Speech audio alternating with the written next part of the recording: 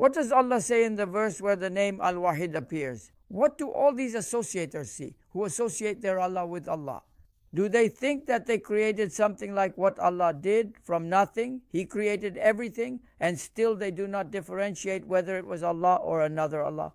Do they think I have someone similar, another creator besides me?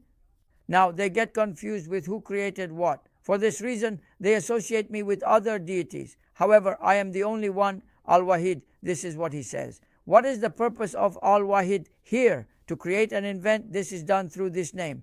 It's one. Al-Ahad also means one, Al-Wahid as well. But where is the name Al-Wahid used? He is the only one who can create. It means there is no other creator. This is the meaning that arises from the verse. But there is also this verse. Say, He is Allah, who is one, Allah, the eternal refuge. Here we can understand the same as the other verse. Is there another creator? Only I am the creator. Al-Wahid shows that He is the only one in creating. What do we understand from this verse? That He is not in need of anyone. He has not begotten, nor has He been begotten. He has no mother. He has no children. He has no father. He has no partner. He has no likeness nor equivalent. Al-Ahad indicates His uniqueness and singularity. He is the only one to whom nothing is comparable. There is no other creator. He is unique. He has complete unity. On the other hand, it's not only in the act of creation, there's also no resemblance in His other actions or attributes.